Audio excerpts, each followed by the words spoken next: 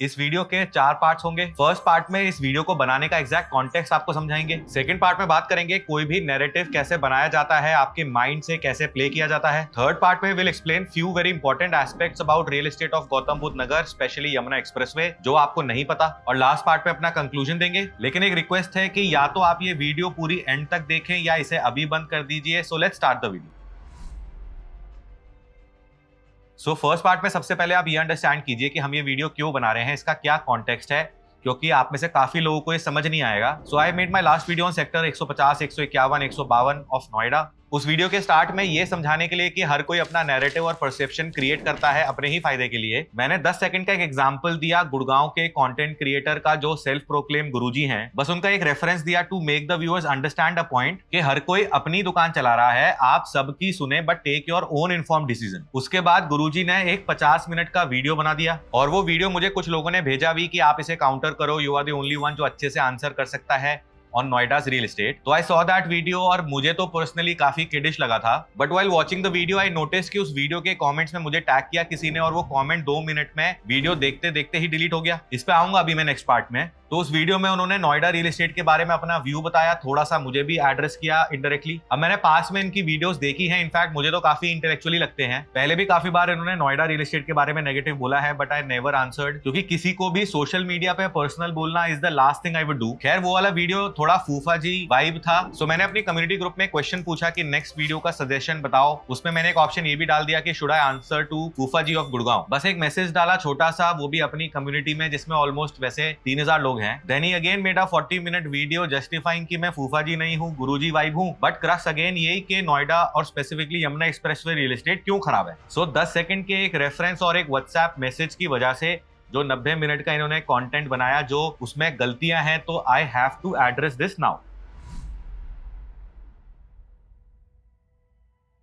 अब मेरा ऐसा नार्सिसिस्ट या प्रिटेंशियस बिहेवियर नहीं है कि मैं उनको एड्रेस करूं एज गुड़गांव के यूट्यूबर, या मैं उनको जानता नहीं हूं, मुझे तो लोगों ने भेजी वीडियो इसलिए मैंने देखी। ये इनफैक्ट फर्जी लोगों की पहचान है, तो मैं तो उनको जानता भी हूं, बहुत अच्छा इनफैक्ट कंटेंट बनाते हैं वो। बट मेरा बिगेस्ट इशू और इस वीडियो को बनाने का रीजन यही था कि एक तो नॉलेज ना होना, वो भी कोई गलत बात नहीं है, लेकिन गलत परसेप्शन क्रिएट करना, अपना नैरेटिव क्रिएट करना। अब मैं आपको उनकी दोनों वीडियोस के कुछ एग्जांपल से समझाने की कोशिश करता हूं कि कैसे सबकॉन्शियसली आपके माइंड को प्रिपेयर किया जाता है। जैसे मैंने बताया कि while watching his video I notice कि मेरा मेंशन वाला कमेंट इन्होंने डिलीट कर दिया। तो आई टोल्ड माय टीम कि इनकी वीडियोस पे जो भी नेगेटिव कमेंट्स आए keep a track every few hours और इनफैक्ट स्क्रीनशॉट ले लेना। देखो नैरेटिव कंट्रोल करना, अब ये डिलीट कर देंगे थोड़ी देर में।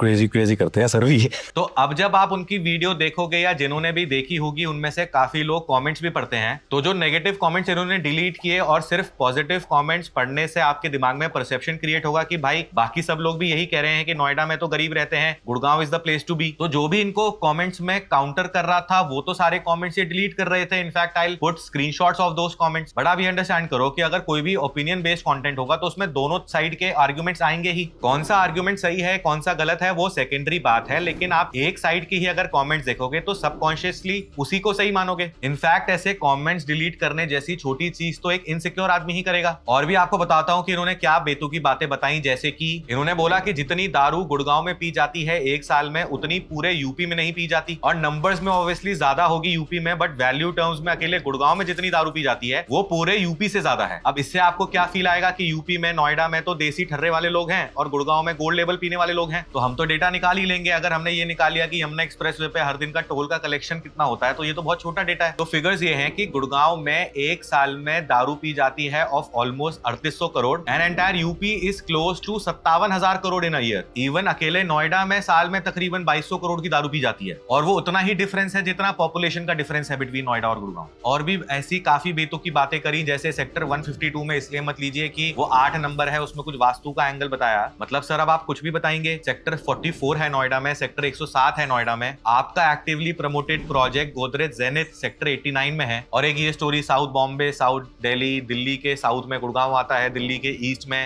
नोएडा आता है। आपको ये भी बता देता हूं मैं, सेक्टर 150, 151, 152 नोएडा के साउथ पार्ट में ही आता है। बट क्या ये सब बातें इंपॉर्टेंट हैं? ऐसा तो बिल्कुल भी नहीं है, बट पॉइंट आउट करनी इसलिए जरूरी है कि ऐसे तो कोई भी कभी भी कुछ भी बोल देगा, तो हम तो ऐसा नैरेटिव फर्जी नहीं चलने देंगे, इनफैक्ट नोएडा के लिए नहीं, गुड़गांव के लिए भी। फिर उन्होंने ये भी बताया कि 2020 से 2024 के पीरियड में पूरे इंडिया में रियल एस्टेट में प्राइसेस बढ़े हैं, which is 100% true, but smartest investor कौन रहा जिसने वहां इन्वेस्ट किया जहां कंपैरेटिवली सबसे ज्यादा रेट बढ़े हैं? He said कि in this period आगरा का real estate has given more returns than Yamuna express पे। आप चेक कर लो। अब इतने कॉन्फिडेंस से कोई बोलेगा तो आप भी सोचोगे कि अगर यमुना एक्सप्रेस पे प्लॉट के रेट बढ़ भी गए तो भी क्या हो गया, उससे ज्यादा तो आगरा में बढ़े हैं। आप तो फैक्ट चेक नहीं करोगे, लेकिन हम तो करके देंगे ना आपको। आगरा में भरतपुर हाउस, चर्च रोड, ताज नगरी, सिविल लाइंस, कमला नगर, कहीं 1.5 गुना, कहीं 2 गुना, किसी कॉलोनी में मैक्सिमम 2.5 गुना रेट बढ़े हैं। लेकिन इस पीरियड में यमुना एक्सप्रेसवे पे 40 लाख का प्लॉट 2 करोड़ हुआ है, यानी 5 गुना प्राइस इंक्रीज हुए हैं। शायद ही पूरे इंडिया में ऐसा कोई एरिया होगा जहां प्लॉट के प्राइस इन 4 इयर्स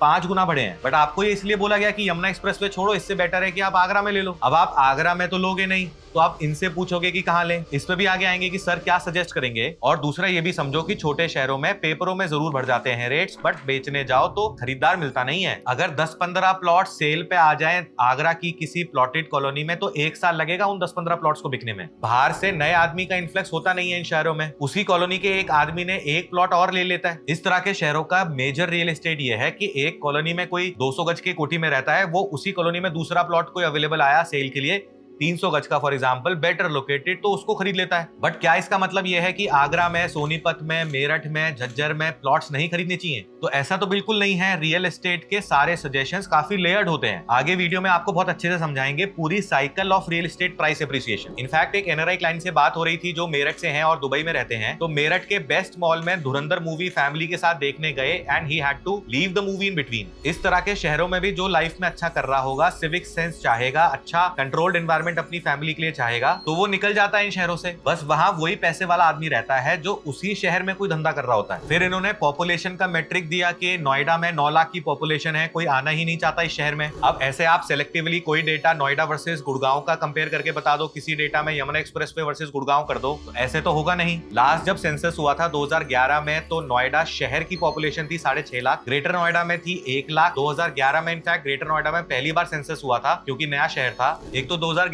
के बाद 2021 में सेंसस नहीं हुआ, तो जो मैं आपको डेटा बताऊंगा वो एस्टिमेटेड है। बट 2011 में जो शहर एग्जिस्ट नहीं करता था, जो सेंसस में था ही नहीं, वो नया शहर भी क्रिएट हुआ, greater Noida west, Noida extension, जहां आज की पॉपुलेशन इज अप्रोक्सीमेटली 3 से 4 लाख लोगों की। और आप ये देखो कि 2011 में अगर 7.5 लाख लोग थे नोएडा और ग्रेटर नोएडा में, तो आज 2026 में 15 साल बाद मिनिमम नोएडा और ग्रेटर नोएडा मिला के 16 लाख लोग होंगे जब सेंसस होगा। जल्दी होने वाला है, तो आपको पता चल जाएगा। और इस 16 लाख की एस्टिमेशन में यमुना एक्सप्रेसवे काउंटेड नहीं है। वैसे 2031 के इन तीनों शहर के मास्टर प्लान के अकॉर्डिंग नोएडा की एस्टिमेटेड पॉपुलेशन 25 लाख थी, ग्रेटर नोएडा की 12 लाख, यमुना एक्सप्रेसवे की 10 लाख। अब मुझे पता है कि इतनी पॉपुलेशन नहीं होगी 2031 तक, लेकिन मास्टर प्लान अथॉरिटीज ने इतनी पॉपुलेशन को कंसीडर करके बनाया था। और आप खुद सोचो, नोएडा और ग्रेटर नोएडा में रिकॉर्डेड 2011 में पॉपुलेशन अगर 7.5 लाख थी, तो आज 9 लाख ही होगी क्या? और भी इसी तरह की बातें कि यमुना एक्सप्रेसवे के प्लॉट्स पे रेंटल यील्ड अगर मकान बनाएगा कोई तो 2% से कम आएगी। आप सर यमुना एक्सप्रेसवे के प्लॉट के रेंट की आरओआई को गुड़गांव के सबसे छोटे फ्लैट से कैसे कर सकते हो? Yamuna expressway should be compared with Manesar, सोना, पटौदी, झज्जर, रिलायंस एमिटी। इनफैक्ट आपको सॉरी बोलना चाहिए कि मैंने गलत जज किया।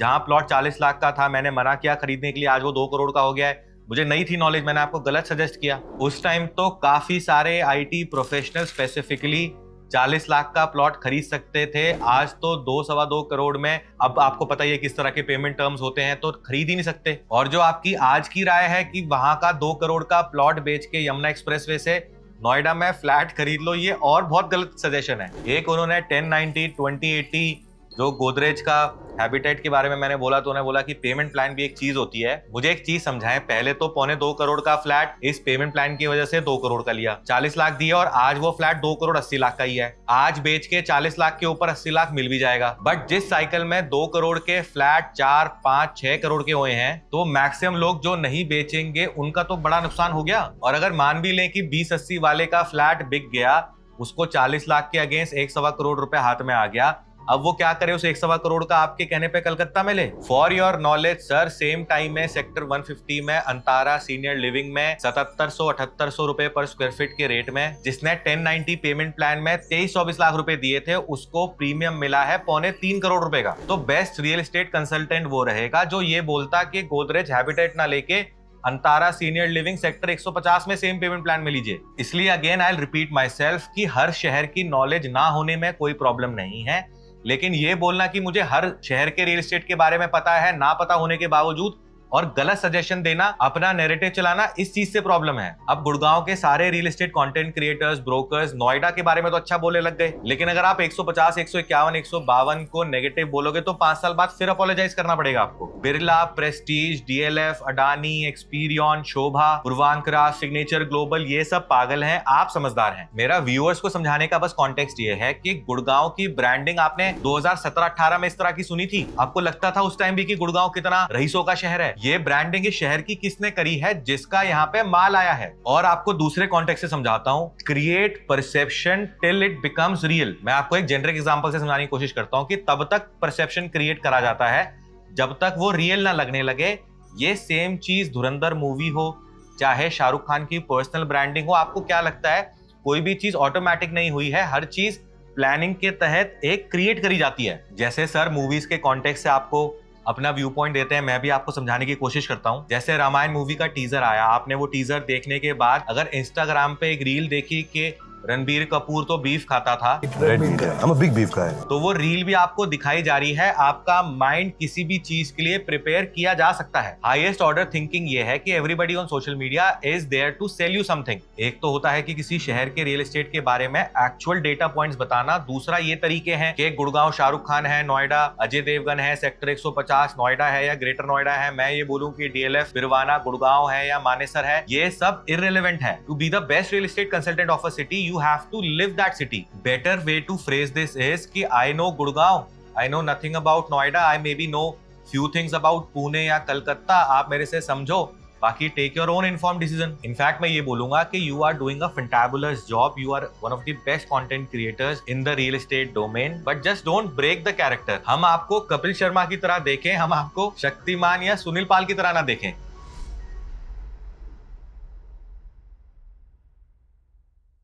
अब इस चैप्टर को आप 4 सब पॉइंट्स में समझो।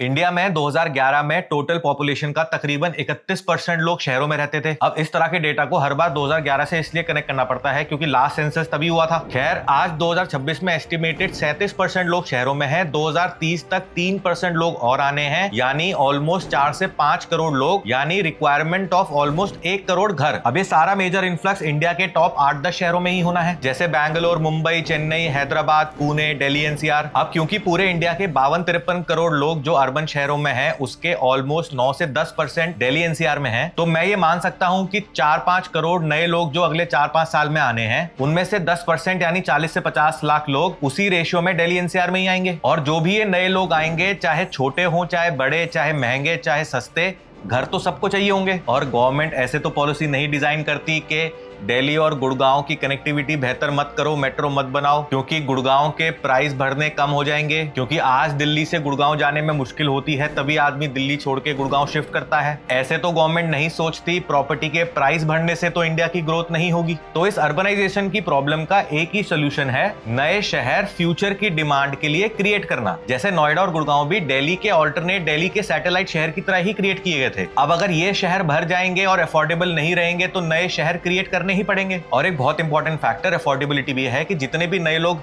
इन शहरों में आएंगे, उनमें से कितने ही लोग होंगे जो 18,000 20,000 रुपए पर स्क्वायर फीट के घर ले पाएंगे।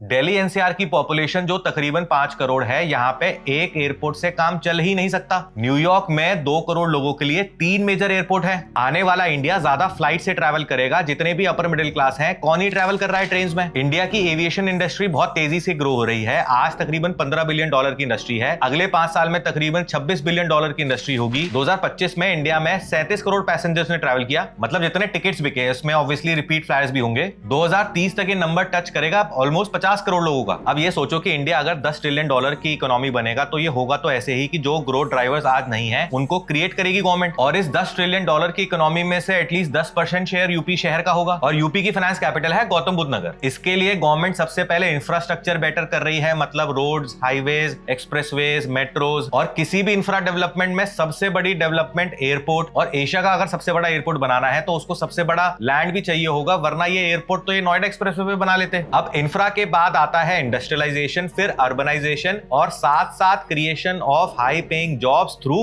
Big corporates. तो ये बेसिकली एक साइकिल है जो आपको अंडरस्टैंड करनी पड़ेगी कि गवर्नमेंट का इंफ्रा बेटर करने के बाद, एयरपोर्ट बनाने के बाद, घर बनने के बाद, अब गवर्नमेंट कंपनीज को पिच कर रही है कि भाई तुम बस आओ, सारा इकोसिस्टम हम देंगे, लैंड देंगे, कनेक्टिविटी देंगे, तुम बस यहाँ काम करो और जॉब्स क्रिएट करो। एक अकेले आदमी की विजन से ही दुबई और सिंगापुर आज जहां हैं वो वहां बने हैं। गुड़गांव के लिए भी वो एक आदमी का ही मेजर एफर्ट था जो थे मिस्टर केपी सिंह। उनको भी अपनी ही ग्रोथ करनी थी, अपने लैंड को बेस्ट मोनेटाइज करना था, इसलिए पकड़ पकड़ के कंपनीज को लाए थे कि देखो ये सब इकोसिस्टम मिलेगा आपको, बस तुम यहाँ आके अपनी जॉब्स क्रिएट करो। यूपी की ग्रोथ के लिए वो आदमी है योगी जी, वरना यूपी में तो वेस्ट बंगाल से भी बुरा हाल था। इन्वेस्टमेंट्स तो बहुत दूर की बात थी। और थोड़ा मैं आपको फॉर्मूला 1 के बारे में भी बता देता हूं, इसको अडानी जी जल्दी स्टार्ट करेंगे तो है ही। अकेले फॉर्मूला 1 के राउंड की इकोनॉमी भी बहुत बड़ी है। F1 is watched in 200+ countries, और वो भी एलीट ऑडियंस है स्पोर्ट की। It will help in global advertisement for the city. Monaco और सिंगापुर की ग्लोबल ब्रांडिंग में F1 का भी रोल था। इनफैक्ट आप आबू धाबी देखो, फॉर्मूला 1 की वजह से फरारी वर्ल्ड भी बना, क्योंकि लैंड भी अवेलेबल था और वहां के पॉलिसी मेकर्स का इंटेंट भी था। फरारी वर्ल्ड बनने से लग्जरी होटल्स आए, रिटेल आया, पूरा एंटरटेनमेंट इकोसिस्टम बन गया।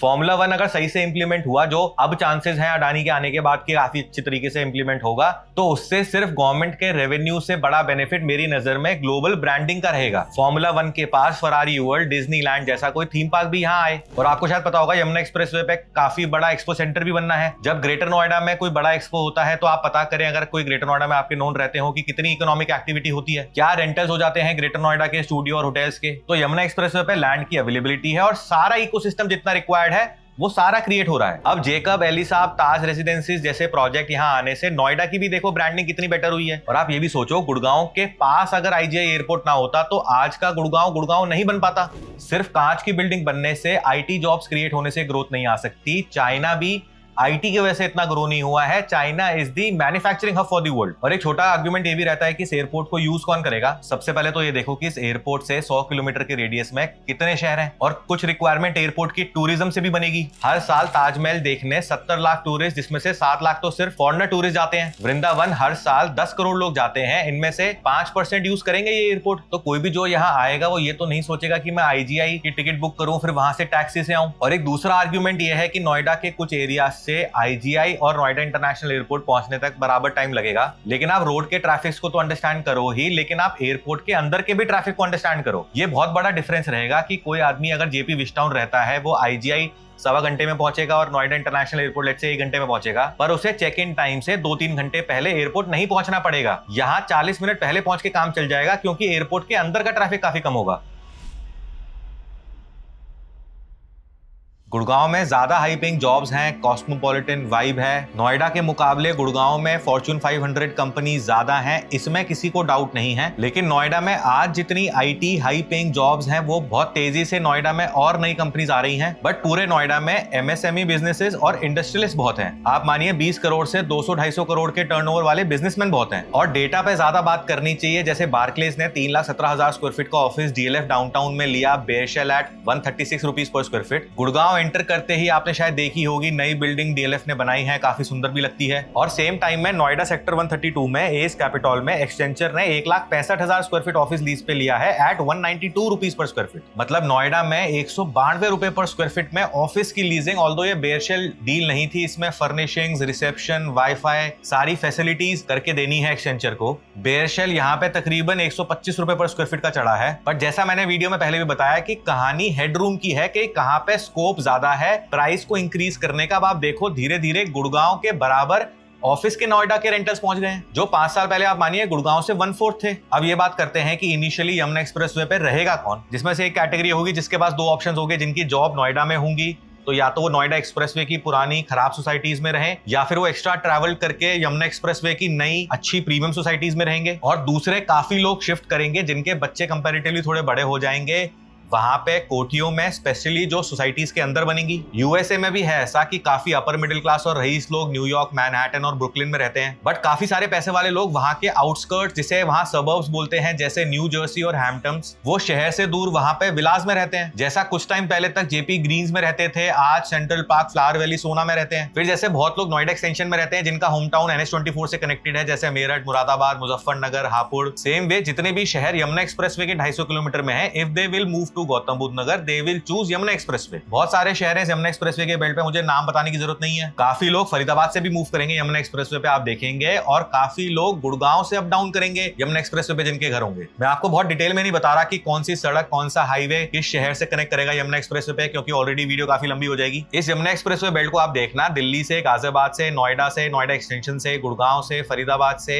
IGI से इतने अच्छे ढंग से कनेक्टिविटी देंगे कि हर जगह यहां से 1 घंटे से कम में ट्रैवल हो जाएगा। सबसे बड़ा गेम चेंजर इनफैक्ट बनेगा यमुना एक्सप्रेसवे पे एंट्री एग्जिट, जो ऑलमोस्ट रेडी भी हो रही है टू ईस्टर्न पेरिफेरल एक्सप्रेसवे। और मैं एक बार दोबारा रिपीट कर देता हूं कि सिर्फ IT की ग्रोथ से इंडिया की ग्रोथ नहीं होगी। आप यहां से देखोगे कि इंपोर्ट, एक्सपोर्ट और वेयर हाउसिंग के अराउंड काफी इकोनॉमिक एक्टिविटी यहां से क्रिएट होगी। और इंजीनियर सिर्फ IT और कंप्यूटर इंजीनियर्स नहीं होते, मैकेनिकल, इलेक्ट्रिकल, इलेक्ट्रॉनिक्स वाले भी इंजीनियर्स ही होते हैं। आप MRO यानी एयरलाइंस की मेंटेनेंस और रिपेयर की इंडस्ट्री से भी समझना यहाँ क्या इंपैक्ट आएगा। आज इंडिया के 80% एयरप्लेन्स इंडिया से बाहर जाते हैं ठीक होने। इस एयरपोर्ट के साथ 40 एकड़ में मेंटेनेंस और रिपेयर का पूरा इकोसिस्टम बन रहा है, ना सिर्फ पूरे इंडिया के लिए बल्कि middle east, south east Asia और अफ्रीका के लिए भी। एयरलाइन इंडस्ट्री जो आज 1,40,000 करोड़ की है, उसका 10 से 15% ऑपरेटिंग कॉस्ट यानी रिपेयर और मेंटेनेंस में इन्वेस्ट होता है। अब इस इंडस्ट्री में जो इंजीनियर्स रिक्वायर्ड होते हैं, आप एक बार पता करें कि उनकी कितने सैलरी पैकेजेस होते हैं। सो नोएडा इंटरनेशनल एयरपोर्ट पे पैसेंजर, कार्गो, MRO पूरा इकोसिस्टम क्रिएट हो रहा है।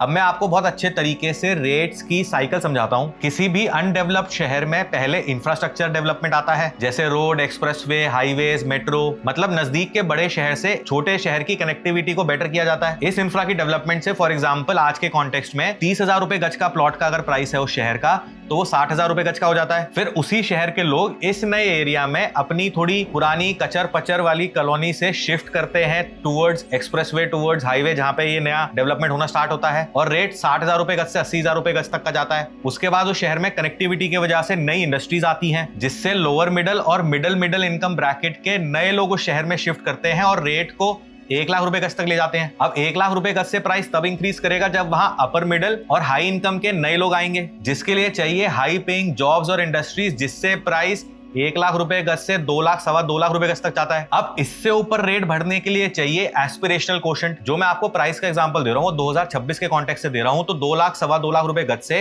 5 लाख रुपए गज के प्राइस को होने के लिए अब उस शहर को चाहिए एस्पिरेशनल कोशेंट। मतलब मुझे उसी शहर में, उसी एरिया में, उसी सोसाइटी में, उसी कॉलोनी में रहना है, चाहे उसका प्राइस मुझे 5 लाख, 6 लाख, 7 लाख रुपए का देना पड़े। अब आप ये पूरी साइकिल अपने किसी भी शहर में अप्लाई करेंगे तो ऑलमोस्ट करेक्ट आएगा। अगर आपको ये समझ में नहीं आया जो मैंने आपको बताया, तो आप कमेंट्स में बताइएगा, इसके ऊपर मैं एक डेडिकेटेड वीडियो बना सकता हूं। और आप ये भी समझो कि 1976 में नोएडा शहर को बनाया गया था, 2026 में तो नोएडा को 50 साल कंप्लीट हुए हैं, और इस शहर को बनाया गया था दिल्ली से इंडस्ट्रीज को मूव आउट करने के लिए। और आज नोएडा पूरे यूपी के GSDP का 10% कंट्रीब्यूटर है, और पूरे इंडिया का जो एवरेज है पर कैपिटा इनकम का तकरीबन 2,40,000 रुपए साल का, नोएडा का average per capita income is 8 lakh रुपए एनुअल। तो आप इस शहर का एवोल्यूशन देखो कि पहले इंडस्ट्रीज आई, अफोर्डेबिलिटी आई, फिर मिड इनकम आया, IT आया, हाई पेइंग जॉब्स आई, लग्जरी आई। अब इस शहर को एस्पिरेशनल कोशेंट मिल रहा है। नोएडा अब ऑल्टरनेट मार्केट नहीं है, अब तो ये नॉर्थ इंडिया का one of the most prominent शहर बन गया है। और आप ये देखो पूरे गौतम बुद्ध नगर में, नोएडा में, यमुना एक्सप्रेसवे पे, ग्रेटर नोएडा में कितना पैसा इन्वेस्ट हो रहा है, कितनी इकोनॉमिक एक्टिविटी हो रही है, और कितने और दूसरे शहर हैं जहां पे इतना इन्वेस्टमेंट आ रहा है। अडानी आप देखो कि शहर में 15,000 करोड़ क्यों लगा रहा है। आप एटलीस्ट इसको तो फॉलो करोगे ना कि किस शहर में ज्यादा इन्वेस्टमेंट करी जा रही है। अगर आपका कोई नॉन यूपी गवर्नमेंट में है तो उनसे जरूर पूछेगा कि CM ऑफिस कौन कौन आता है डेली यमुना एक्सप्रेसवे पे लैंड खरीदने के लिए। पर इस वीडियो से मेरा कोई सजेशन नहीं है कौन सी प्रॉपर्टी खरीदनी चाहिए, कौन सी नहीं खरीदनी चाहिए। ना सारी प्रॉपर्टीज गुड़गांव की खरीदने लायक है, ना नोएडा की, ना यमुना एक्सप्रेसवे की। तो अगर आप कुछ खरीदना या बेचना चाहते हैं तो उसके लिए आप हमें व्हाट्सएप कर ही सकते हैं। मुझे एक गुड़गांव के डेवलपर ने भी बोला कि हमारी वजह से भी बहुत लोगों का नजरिया नोएडा को लेके चेंज हुआ है। और अब ये तो कॉमन है पूरे दिल्ली एनसीआर में कि भाई नोएडा बढ़िया है, 5 साल पहले तो इतना भी नहीं था। आज जब सब बोलते हैं कि नोएडा एक्सप्रेसवे बेस्ट है, तो जो पुराने व्यूअर्स हैं हमारी वीडियोस के, उनको पता है कि हमने तब बोला कि ये बेस्ट बनेगा जब यहाँ M3M max, Adani, L&T branded कुछ भी नहीं था। क्योंकि eventually logic has to be right, timing तो आगे पीछे हो सकती है। इनफैक्ट सेक्टर 150 के लिए बोला था कि यहाँ 18,000 20,000 रुपए के रेट्स पे भी प्रोजेक्ट्स आएंगे, और वो भी उस टाइम जब कोई ये प्राइसिंग सोच ही नहीं सकता था इस लोकेशन के लिए। तो ज्यादा फायदे में कौन रहा, जिसने 5,000 रुपए से 15,000 रुपए पर स्क्वायर फीट की जर्नी देखी है, या जो अब 18,000 से 25,000 रुपए की जर्नी देखेगा। क्योंकि कहानी हेडरूम की भी होती है कि कहां पे गैप है, स्कोप है प्राइस इंक्रीज होने का। और दूसरा ये भी है कि India is a country where everybody is an expert in everything else except their own work. जैसे हमारी कम्युनिटी ग्रुप में भी किसी ने बोला कि अब in real estate content creator से क्या पूछना, अब तो सारे बायर्स को सारी इंफॉर्मेशन, सारी नॉलेज हो चुकी है। बट ऐसा नहीं है, real estate is very dynamic, और इनफैक्ट आपकी विजडम ऑन रियल एस्टेट भी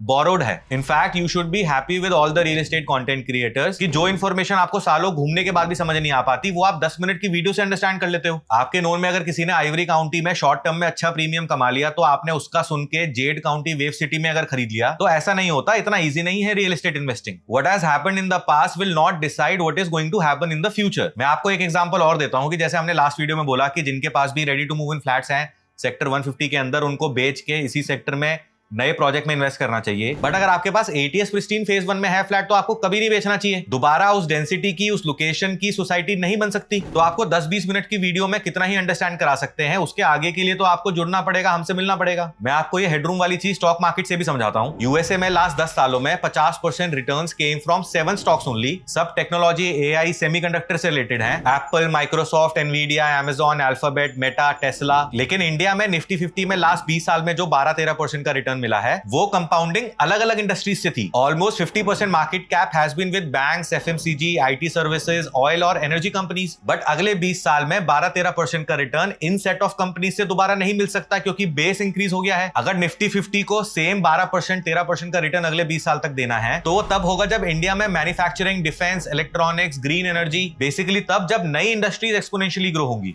क्योंकि आज से 20 साल पहले तो लोगों के पास खाते ही नहीं थे। अब तो बैंकिंग का पेनिट्रेशन काफी हो गया है। आज का 20 लाख करोड़ का बैंक तब के 20,000 करोड़ जैसी ग्रोथ नहीं दे सकता। सेम इज विद FMCG और जितने भी कंजम्पशन रिलेटेड बिजनेसेस हैं। मैं आपको एक पॉइंट और समझाता हूं। जब आप हर जगह सुनोगे कि gold is god's money, instability होगी, वॉर होगी, तो गोल्ड के प्राइसेस विल राइज, तो आप समझ लेना कि कोई बड़ा प्लेयर अपना प्रॉफिट बुक कर रहा है। You should also know this कि डोनाल्ड ट्रंप भी इवेंचुअली एक ट्रेडर ही है। तो coming back to Noida's real estate, अगले 5 साल, अगले 10 साल तक भी in fact Yamuna expressway will keep on giving very good returns. बस एक ही चीज इसको खराब कर सकती है, वो है गवर्नमेंट की विल और उनके डिसीजंस। लेकिन ऐसा भी नहीं है कि गौतम बुद्ध नगर के अंदर सब कुछ अच्छा है, कुछ कमियां है ही नहीं। अथॉरिटी यहाँ पे मेजर प्रॉफिट्स लेती है by controlling the supply. A grade office spaces को पुश नहीं करा जा रहा है। यमुना एक्सप्रेसवे पे प्रोफेशनल डेवलपर्स की कमी है अभी। मतलब विजन वाले डेवलपर्स पूरे गौतम बुद्ध नगर में काफी हैंडफुल हैं। मतलब DLF जैसे विजन वाले डेवलपर्स अभी गौतम बुद्ध नगर में काफी कम है। Film city also should have been given to any large top company of India. और भी बहुत कमियां हैं, लेकिन आप ये अंडरस्टैंड करो कि नोएडा और गुड़गांव दोनों नॉर्थ इंडिया के टॉप शहर हैं। तो आपको अपॉर्चुनिटी और प्रोजेक्ट सेलेक्ट करना है, इन दोनों के बीच में शहर सेलेक्ट नहीं करना। और अगर आप भी हमारी कम्युनिटी ग्रुप ज्वाइन करना चाहते हैं, तो QR is here, link is in the description. या अगर आप कुछ भी related to real estate Noida में प्लान कर रहे हैं, तो you can talk to us. और लास्ट में मैं आपको ये बोलूंगा कि हर इंसान के अलग अलग रूप होते हैं। वाइफ के सामने, अपने पेरेंट्स के सामने, बच्चों के आगे, अपने दोस्तों के साथ। लेकिन हर इंसान सबसे नकली सोशल मीडिया पे ही होता है। तो मैं सीरियसली इन गुरुजी की रिस्पेक्ट करता हूं। I don't know him personally, but still, तो अगर आप नोएडा आए तो मुझे जरूर बताएं। I will make you understand this city.